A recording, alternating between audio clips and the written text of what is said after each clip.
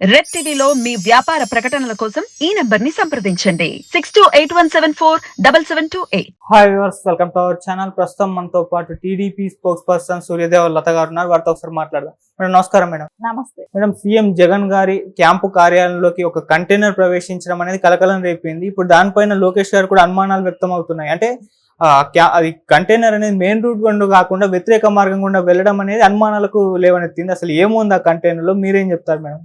అది సెక్రటరేట్ కి వెళ్లాల్సిన అవసరం కూడా ఏంటో తెలియట్లేదు. సో ఆయన పర్సనల్ టూర్ అని ఇప్పుడు అది ప్రభుత్వ టూర్ కాదు కదా. ఎలక్షన్ క్యాంపెయిన్ చేసినా కూడా వెళ్ళినా కూడా అది ప్రభుత్వానికి సంబంధించిన టూర్ కాదు అది. సో అది సెక్రటరేట్ కి వెళ్లాల్సిన అవసరం లేదు. అది వెళ్తే తాడేపల్లికి వెళ్లాల్సిన అవసరం ఉంటది. కానీ అక్కడికి ఎందుకు వచ్చింది? సో సెక్రటరేట్ కి వెహికల్ ఎందుకు వెళ్ళింది అంటే వాళ్ళు ఏమైనా ఫైల్స్ తరలిస్తున్నారా అక్కడి నుంచి అనేది అయితే మనకు ఖచ్చితమైన అనుమానం కదులుతుంది. దాని తర్వాత ఏమైనా మనీ డంప్ చేస్తున్నారా? సో అక్కడి నుంచి ఉన్న మనీని ఏమైనా తరలిస్తున్నారా? ఇన్ని రోజులు ఏమైనా వాళ్ళ సెక్రటరేట్లో మనీ దాచారా? ఆ మనీని ఏమైనా తరలిస్తున్నారా? ఇన్ని అనుమానాలు అయితే కనపడుతున్నాయి. ఎందుకంటే అడుగడుగున చెకింగ్ ఉండే ప్లేసు ఇప్పుడు ఎలక్షన్ కోడ్ వచ్చాక ఎక్కడ పట్టినా చెకింగ్ అనేది జరుగుతూనే ఉంటుంది. అలాంటిది ఎందుకు ఆ వెహికల్ని చెక్ చేయట్లేదో తెలియట్లేదు. అధికారులందరూ ఎందుకు కొమ్ముగాస్తున్నారో అర్థం కావట్లేదు. ఈసీ ఎందుకు నిర్లక్ష్యంగా వ్యవహరించిందో తెలియట్లేదు. అంటే ఒక కంటైనరు సెక్రటరేట్ వారు వెళ్ళి అక్కడ నుంచి బయట రావటం, సజ్జల గారు ఏమన్నారు, ఫర్నిచర్ అని అన్నాడు.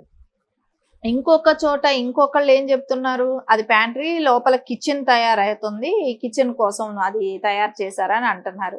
కానీ వాళ్ళకి ఎందుకంటే ఒక పార్టీ వాళ్ళే రెండు రకాల ఆన్సర్లు ఇచ్చినప్పుడు దానికి క్లారిటీ లేనప్పుడు దానికి ఇది ఏంటి, అది ఫస్ట్ ఎవరిది, అది దేనికోసం తీసుకొచ్చారు, అది ఏ పర్పస్, ఫర్నిచరు అలా ఇప్పుడు తీసుకురావాల్సిన అవసరం ఏంటి?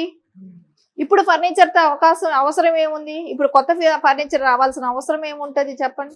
ఇప్పుడు ఆపద్ధర్మ ముఖ్యమంత్రి ఏమైనా ఇప్పుడు ఫర్నిచర్ ఎందుకు తెప్పించాల్సిన అవసరమే లేదు కదా. సో ఇవన్నీ చూస్తా అంటే ఖచ్చితంగా డబ్బులు తరలించి ఉండాలి, లేదంటే ఫైల్స్ తరలించటమైనా చేయాలి. ఇవి ఖచ్చితంగా మనకైతే కలిగే అనుమానము. ఈయన ఇన్ని రోజులు ఒక 5 ఏళ్లుగా లిక్కర్ సొమ్మే కానివ్వండి, ఇసుక దందాలే కానివ్వండి, అతను కలెక్ట్ చేసిన డబ్బులే కానివ్వండి, ఇవన్నీ ఒకవేళ అక్కడ స్టోర్ చేసి పెట్టాడా ఇన్ని రోజులు సెక్రటరేట్లో, సో దాన్ని ఇప్పుడు తరలించాడా అనేది ఖచ్చితమైన అనుమానాలు కనపడుతుంది. సరే, వాళ్ళు ఇంకొక విషయం కూడా వాళ్ళు ఏమన్నారు, కిచెన్, ఎందుకంటే ఆయన అధికార పర్యటన చేస్తున్నాడు, ఆయన ప్రచారానికి వెళ్తున్నాడు, అందుకని దానిలో కిచెన్ ఇది తయారు చేశారు, కిచెన్ పెట్టుకున్నారు, స్టవ్, ఆయనకి కావాల్సినవన్నీ అక్కడ వండుతుంటారు అని చెప్తున్నాడు. అంటే ఎవరు చెవులో పువ్వులు పెడుతున్నారా, కాలీఫ్లవర్లు పెడుతున్నారా అర్థం కావట్లేదు. ఒక కిచెన్ అన్నప్పుడు అది ఎలా ఉంటుంది? సో ఇప్పుడు అన్ని చోట్ల కిచెన్ అంటే డోర్స్ ఉంటాయి, ఓపెన్ ఉంటుంది. అది ఒక కంటైనరు, ఆ కంటైనర్ లోపల ఎక్కడో కిచెన్ పెట్టి వండుతున్నారు అని అంటే లోపలే వండుతారంట. ఆ లోపలే వండినప్పుడు ఎలా వండుతారు అంటే గాలి వెలుతురు అనేది ఉండదు ఆ కిచెన్కి. సో దానిలో వచ్చిన పొగలే కానివ్వండి, దానిలో నుంచి వెళ్ళాల్సిన పొగే కానివ్వండి, ఎలా అది అంటే ఎంత అబద్ధాలు ఆడుతున్నారు. అప్పటికప్పుడు కల్పించి దాన్ని ఒక వీడియో షూట్ చేసి దాని లోపల కిచెన్ లాగా సెట్ చేసామని చెప్పి ఒక 4 టేబుల్స్ను 4 గిన్నెలు పడేసి వాటిలో అట్లా కిచెన్ లాంటి సెటప్ చేసి దాన్ని కిచెన్ కింద చిత్రీకరించడం చేస్తున్నారు. కానీ అది కిచెన్ కాదు. కిచెన్ లాగా నువ్వు చిత్రీకరించిన ప్రజలకున్న తెలివి ప్రజలకు ఉంటుంది. దాన్ని చూసిన వాళ్ళు ప్రతి ఒక్కళ్ళకి ఒక అవగాహన అనేది వస్తుంది. అది నువ్వు తరలించింది ఓన్లీ డబ్బు కోసం వాడిన వెహికల్ని ఇప్పుడు నువ్వు కిచెన్ అని చెప్తున్నావు, ఫర్నిచర్ అని ఒక లీడర్ చెప్తారు, సజ్జల గారే కదా ఫర్నిచర్ అని చెప్తున్నారు. ఇంకొక అతనేమో అది కిచెన్ అంటున్నారు. ఇలా అన్నప్పుడు ఇది ఎలా వచ్చింది? అది ఖచ్చితంగా డబ్బులు తరలించడం చేశారు, లేకుంటే ఫైల్స్ తీసుకెళ్లి తగలబెట్టడం చేస్తుంటారు. ఈ రెండిట్లో ఏదో ఒకటైతే జరుగుతుంది. దీని మీద నిఘా వర్గాలే కానివ్వండి, కేంద్ర ప్రభుత్వమే కానివ్వండి, దీని మీద దృష్టి పెట్టి ఫస్ట్ ఫైల్స్ అయితే తగలబడిందంటే వీళ్ళు చేసిన స్కామ్లు కానీ ఇవేమి బయట రావని చెప్పేసి ఆ ప్లానింగ్ లోనే ఉన్నారు. ఖచ్చితంగా అలాంటివి కూడా చేసే ఆస్కారం ఉంది కాబట్టి ఖచ్చితంగా ముందు దాన్ని అది ఏం జరిగింది ఏంటి అనేది ఈసీ వాళ్ళు చొరవ తీసుకొని ముందు దాన్ని ఇన్వెస్టిగేషన్ చేస్తే మంచిగా ఉంటుంది. ఓకే. మేడం అందులో ఏముంది అన్నదానికి వీళ్ళు సమాధానాలు ఒక్కొక్కళ్ళు ఒక్కొక్క తీరుగా చెప్తున్నారు కానీ మరి అది మెయిన్ రోడ్ గుండా కాకుండా వ్యతిరేక మార్గం గుండా ఎందుకు తీసుకెళ్లారో మాత్రం దానికి ఆన్సర్ మాత్రం చేయట్లేదు మేడం. అదే కదా, అసలు మెయిన్ రోడ్డుగా వెళ్లాల్సిన వెహికల్స్ వెనక ద్వారం నుంచి వ్యతిరేక ద్వారం నుంచి వెళ్తున్నాయి అన్నప్పుడే తప్పు లేనిది వాళ్ళకి కనపడటం లేదా? నువ్వు కరెక్ట్, ఒకవేళ ఫర్నిచర్ అయితే ఒక లారీ పట్టి తీసుకెళ్లే వాళ్ళు, సరే ఫర్నిచర్ ఇప్పుడు తీసుకెళ్లాల్సిన అవసరం ఏంటి? ఇప్పుడు ఆయన సీఎం కూడా కాదు, ఆపద్ధర్మ సీఎం, ఆయనకి క్యాంప్ ఆఫీస్ కి పెద్ద సంబంధాలు లేవు, ఆయన అసలు వెళ్ళను కూడా వెళ్ళడు, ఎందుకు ఇప్పుడు ఫర్నిచర్ తో పని ఏంటి? సరే కిచెన్ అంటే సెక్రటరియట్ దగ్గర కిచెన్ పెట్టుకుంటారు, కిచెన్ పెట్టాల్సి వస్తే ఎక్కడ పెట్టుకుంటాడు? తాడేపల్లి వాళ్ళ ఇంట్లో పెట్టుకుంటాడు. అదేమైనా ప్రభుత్వ పనే?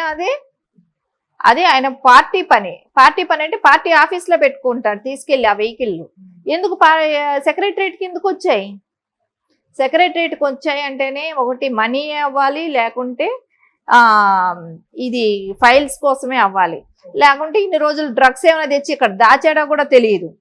ఎందుకంటే వైజాగ్ నుంచి వస్తూ పోతూ కూడా ఇది వరకు కూడా జరుగుతుంది కాబట్టి డ్రగ్స్ కూడా తెచ్చాడు, డంప్ చేసి పెట్టి ఇప్పుడైనా తీసుకెళ్తున్నాడా కూడా అర్థం కావట్లేదు. అది ఏమో ఇన్ని రోజులైతే సెక్రటరియట్ అంటే ఒక ప్రజల పరిపాలనార్థం ఉండిందని అనుకునే వాళ్ళు ఇప్పుడు అట్లా కాదు, జగన్ సొంత బంగ్లా లాగా ఆయన సీక్రెట్స్ అవి మెయింటైన్ చేయటం కోసం అది వాడుకున్నట్టు ఉంది. కానీ అది ప్రజల కోసం వినియోగించిన ప్రజల ముఖ్యమంత్రి కోసం ఉన్న బిల్డింగ్ గా లేదు, అది సొంతంగా ఆయన దాచుకోవటానికి ఏదో డంప్ చేసుకోవటానికి దానికే పనికొచ్చింది. ఖచ్చితంగా దానిలో డబ్బులు, ఫైల్స్, డ్రగ్స్ ఈ మూడిట్లో ఏదో ఒకటి అయితే ఖచ్చితంగా తరలించడం అనేది అయితే ఖచ్చితంగా జరిగింది. ఓకే మేడం, ఫైల్స్ అంటున్నారు అంటే ఏ టైప్ ఆఫ్ ఫైల్స్ ఉండొచ్చు అండి? అంతా దాచిపెట్టి తీసుకోవాల్సిన అవసరం ఏముందంటారు? ఇప్పుడు ఇక్కడ మనం ప్రణీత్ రావుని చూసాం. సో తెలంగాణ స్టేట్ లో ఏం జరిగింది? సో అక్కడ నుంచి ఈ సిస్టమ్స్ కు సంబంధించినవే కానివ్వండి, హార్డ్ డిస్క్లే కానివ్వండి, ఇలాంటివన్నీ తరలించి సో అవన్నీ ఎలాగైనా అవి డిస్మాంట్ చేయడానికి అవకాశం ఉంటుంది. సో వాటిని ఎక్కడో చోట నదిల్లో పడేసి ఇక్కడ ఎట్లయితే ఎలా చేశారో అలా చేసే ఆస్కారాలు అయితే ఉంటాయి. ఎందుకంటే వాళ్ళు చేసిన ప్రభుత్వంలో చేసిన అవకతవకలు బయట పడకూడదు. రేపు పొద్దున ఎట్లాగో వీళ్ళ గవర్నమెంట్ రాదు కాబట్టి ఖచ్చితంగా రేపు వేరే గవర్నమెంట్ వచ్చినప్పుడు సో మన మీద యాక్షన్ తీసుకుంటారని అవన్నీ చేసి ఉండొచ్చు. వీళ్ళు కూడా ఖచ్చితంగా ప్రతి వాళ్ళ ఫోన్లు కూడా ట్యాప్ చేసి ఉండొచ్చు. సో అవన్నీ కూడా ప్రతిదీ కూడా దొరికే ఆస్కారం ఉంది కాబట్టి ఖచ్చితంగా ఫైల్స్ దగ్గర కూడా అన్ని తరలించే ఉంటారు. ఈ మూడిట్లో ఏదో ఒకటి అయితే ఖచ్చితంగా జరిగిందనేది అయితే నమ్ముతున్నాం. ఓకే మేడం, డబ్బు కూడా అంటే విచ్చలవిడిగా రాష్ట్ర వ్యాప్తంగా మొత్తం పంపిణీ చేస్తున్నాను కూడా మొన్న డిస్కస్ చేస్తాం సాక్షి వెహికల్స్ లో అని కూడా అంటున్నాం. ఈ వెహికల్స్ లో కూడా డబ్బు పంపిణీ చేసే ప్లాన్ ఏమన్నా చేస్తున్నారు? ఖచ్చితంగా అక్కడ పెట్టిన డబ్బును తీసుకురావటం కోసమే వెళ్ళింది. అది వెళ్ళేటప్పుడు ఖాళీగానే వెళ్ళింది, అక్కడి నుంచి అయితే ఏదో తీసుకొచ్చింది. అది అయితే ఖచ్చితంగా మనకు అనిపిస్తానే ఉంది. సో ఒకవేళ అలాంటిది అయితే స్టేట్ మెయిన్ రోడ్ లో తీసుకెళ్లే వాళ్ళు ఆపోజిట్ ద్వారంలో తీసుకెళ్లాల్సిన అవసరం లేదు, వెనక ద్వారం నుంచి వెళ్లాల్సిన అవసరం లేదు. మళ్ళీ అది కూడా కాకుండా పోలీసు ఎందుకు దాన్ని తనిఖీలు చేయలేదు? ప్రతి వాహనాన్ని తనిఖీలు చేయాల్సిన అవసరం అయితే ఉంది, ఎందుకు ఆ వాహనాన్ని తనిఖీ చేయలేదు? సో అన్ని మీడియా ఛానల్స్ కానీ అందరూ పడేటప్పటికి ఏం చెప్పారు? అది ఒక కిచెన్ పర్పస్ అని ఒకళ్ళు చెప్తే అదే పార్టీకి సంబంధించిన వాళ్ళు, ఇంకొకళ్ళేమో ఫర్నిచర్ తీసుకెళ్ళిందని చెప్పి వాళ్ళకే క్లారిటీ లేదు. కిచెన్ సెటప్ ఒకళ్ళు వేసారు, ఫర్నిచర్ అని చెప్పేసి దానిలో సజ్జల గారు సోఫాలు వేయటం మర్చిపోయారు, టేబుల్ సోఫాలు వేయటం మర్చిపోయాడేమో, ఆ లోపల వాళ్ళ సామాన్లు సర్దేశారు. ఇంకా ఈ రకమైన ఇది చేస్తున్నప్పుడు ఖచ్చితంగా అయితే వాళ్ళు మనీ, ఫైల్స్, డ్రగ్స్ ఈ మూడిట్లోనే ఏదో ఒకటి అక్కడి నుంచి తీసుకొచ్చారు బయట. ఇన్ని రోజులు అవి లోపలే ఉన్నాయి అనేది అయితే ఖచ్చితమైన అవగాహన అయితే అనిపిస్తుంది.